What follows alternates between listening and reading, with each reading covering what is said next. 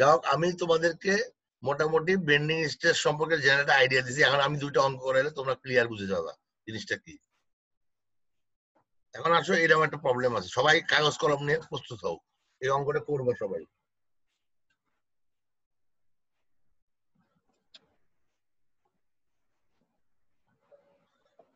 এরকম একটা বিম আছে, একটা সিম্পলি সাপোর্টেড বিম, যেটা হচ্ছে 2 কিপ পার ফিট লোড এবং 10 ফিট আছে দূরত্বটা। এর ক্রস সেকশনটা এরকম 10 ইঞ্চি বাই 12 ইঞ্চি কংক্রিট, 10 ইঞ্চি 12 ইঞ্চি আর কি।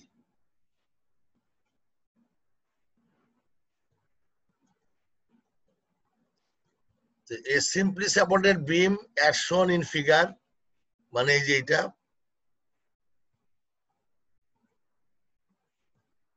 find the bending stress of the beam at mid span and draw bending stress diagram. এই একটা জিনিস আঁকাইতে হবে। তার মানে এই যে একটা ক্রস সেকশন দেওয়া আছে, এই ক্রস সেকশনের বিমটা লাগানো এখানে আছে, এটার বেন্ডিং স্ট্রেসটা কেমন হবে, এটা হলো প্রশ্ন। আমরা ফর্মুলা জানি, বেন্ডিং স্ট্রেস ফর্মুলা কি জানি আমরা, sigma is equal to my over i, এটা হলো ফর্মুলা আমাদের। এমটা কি জিনিস বলতো, এম কি? একটু আগে কিন্তু বলছিলাম আমি, এমটা কি, সিগমাটা কি? এমটা হচ্ছে moment, moment at the point, at that point, হ্যাঁ রাইট। তাহলে এখানে হচ্ছে মিড স্প্যান, তাহলে মোমেন্ট এট মিড স্প্যান, তাই তো। সিগমাটা কি? Bending stress. সিগমাটা কি? Bending stress. আইটা কি? আইটা কি? Rectangular moment of inertia. I হলো rectangular moment of inertia, polar না, কিন্তু পোলারটা হলো জে। আই হচ্ছে মোমেন্ট অফ ইনার্শিয়া বা রেক্টেঙ্গুলার মোমেন্ট অফ ইনার্শিয়া। ওয়াইটা কি? ওয়াই হচ্ছে যে নিউট্রাল এক্সিস থেকে যে ডিসটেন্স। Distance, very good. তাহলে এই জিনিসগুলো ক্লিয়ার তোমরা। তাহলে এখন তোমরা প্রথমে এম বের করো তো দেখি, এম বের করো, মোমেন্ট বের করো। এর মাঝখানে মোমেন্ট কত হবে? ফ্রি বডি ডায়াগ্রাম দিয়ে বের করতে পারো, ডায়াগ্রাম মোমেন্ট ডায়াগ্রাম দিয়ে বের করতে পারো, আবার ফর্মুলা দিয়েও বের করতে পারো। মাঝখানে ফর্মুলা মোমেন্ট, মোমেন্ট কত হয় বলো তো, ম্যাক্সিমাম মোমেন্ট কত হয়? ফর্মুলা কি জানো না ভুলে গেছো? বলতে পারবো না ফর্মুলা কি?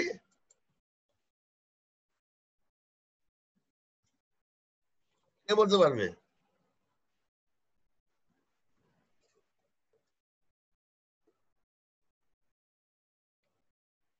এম ম্যাক্স কত?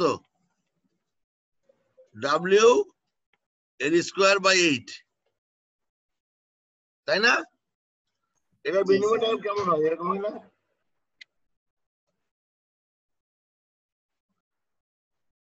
কত? এটা ডাব্লিউ এর স্কোয়ার বাই 8, এম ম্যাক্স। তাহলে বিনিময় ডায়াগ্রাম আঁকালেও করতে পারবা। আবার তুমি এটা ফ্রি বডি আঁকা, এখানে রিঅ্যাকশন কত হবে? 10 দুগুণ 20, তার মানে এখানে হবে 10, এখানে হবে 10। তাহলে এখন আমরা প্রথমে বিনিময় ডায়াগ্রাম আঁকতে পারি। একটা হচ্ছে এইটা দিয়ে করতে পারি। এটা করলে কত হয়? ডাব্লিউ এর স্কয়ার 8 কত হয় বের করো তো দেখি।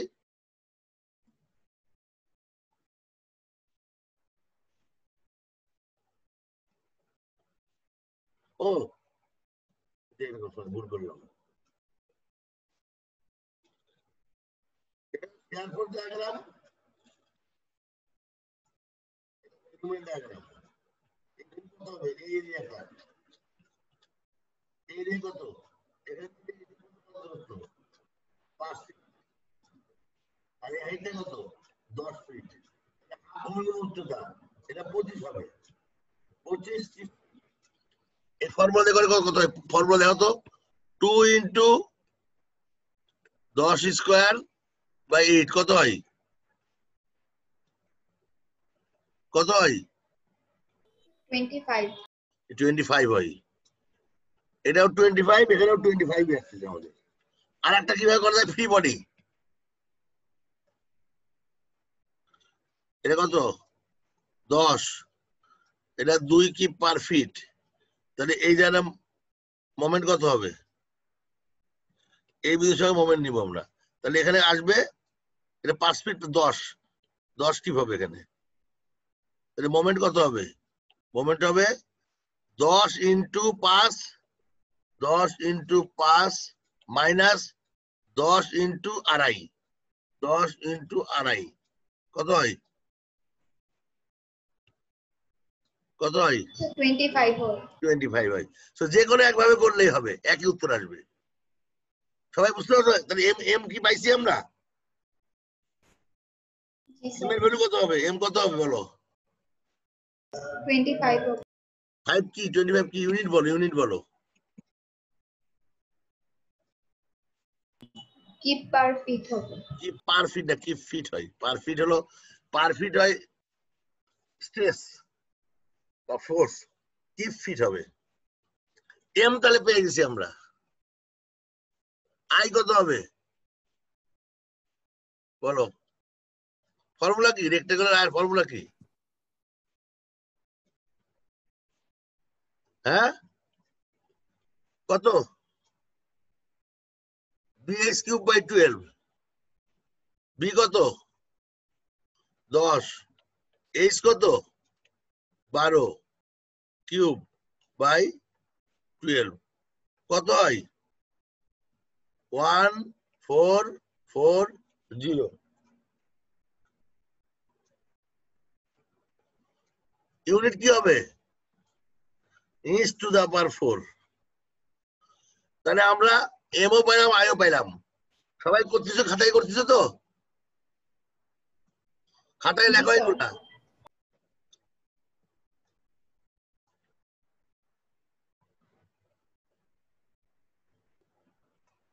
লিখছো? জি স্যার।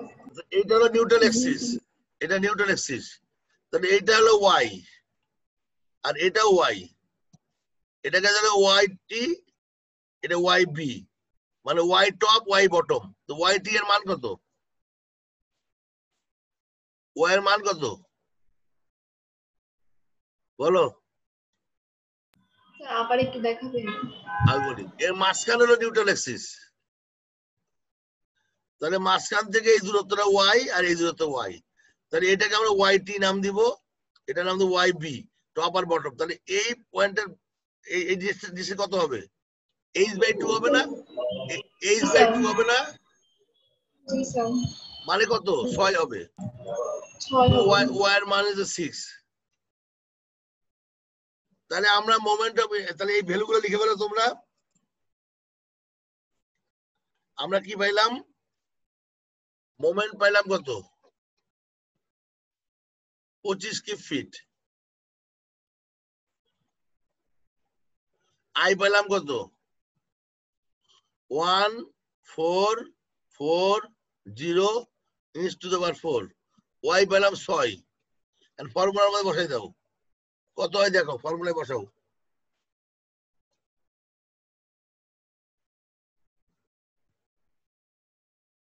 স্যার 0.1 হয়।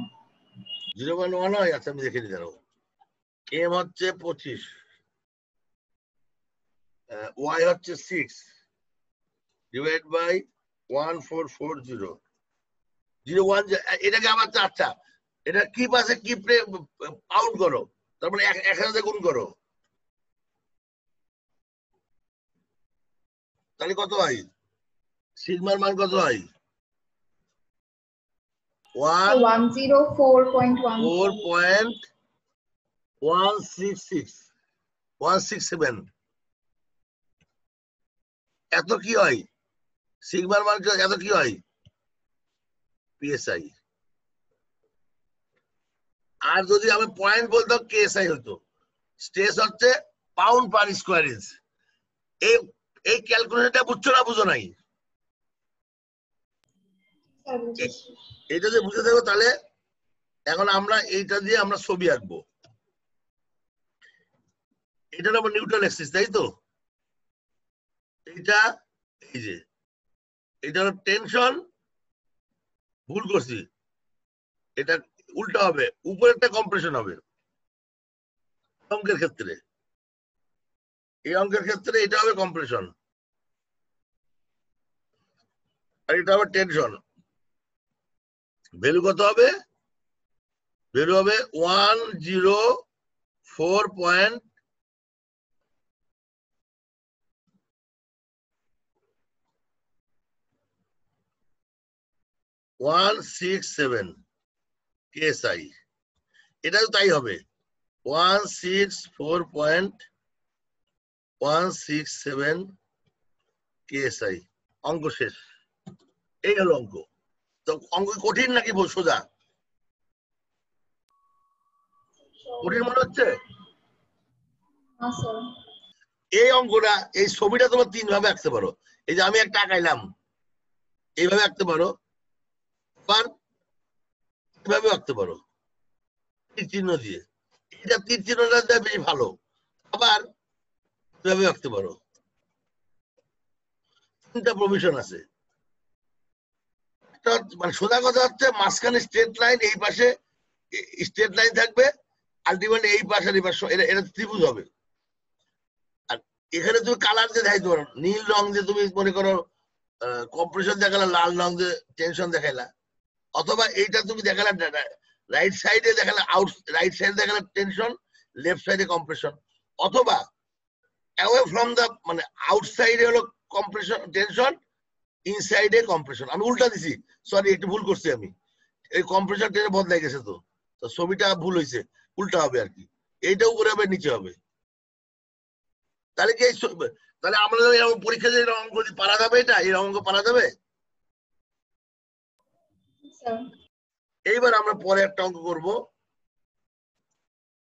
আমি এখানে ভুল করছি, কিন্তু টেনশন কম্প্রেশন উল্টা দিকে করছি, তো কারেকশন করে নিও। স্টেপ অফ সলভিং, এটা তোমরা সবাই লিখে নাও কিভাবে সলভ করবা। Number 1, find M at the point of interest from bending moment diagram or free body diagram. প্রথম স্টেপ করবো, আমরা মোমেন্টের ভ্যালুটা বের করবো। এরপরে find composite centre of the cross section if needed. এই অঙ্কের ক্ষেত্রে আমাদের কম্পোজিট সেন্টার লাগে নাই, কারণ এটা রেক্টেঙ্গুলার জিনিস। কিন্তু মাঝখানে হলদ হয়ে থাকে, মাঝখানে যদি সার্কুলার থাকে, তখন কিন্তু কম্পোজিট সেন্টার বের করতে হবে। Find rectangular moment of inertia of a cross section about its centroidal axis, centroidal x axis, তার মানে ix বের করতে হবে। Use the formula find stress at the point of interest at cross section. Cross section এর যে জায়গায় চাইছে ওই জায়গায় বের করতে হবে। এই অঙ্কের ক্ষেত্রে থাকছে এক্সট্রিম ফাইবারে, টপে কত বটমে কত এটা চাইছি।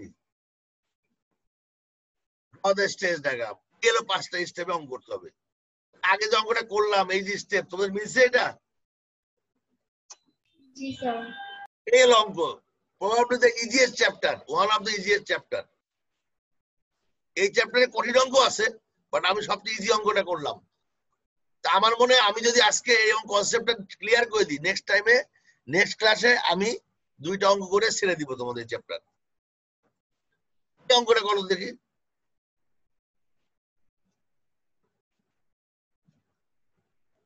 $300 by 400 millimetre wooden cantilever beam weight এত, সেন্ট্রয়েডের ফোর্স এত এত, determine the maximum bending stress at section 2, at section 2 metre from end। তার মানে এটার থেকে 2 মিটার দূরে কত হবে? এল এর মান কি বলছে নাকি? এল কত বলে নাই না?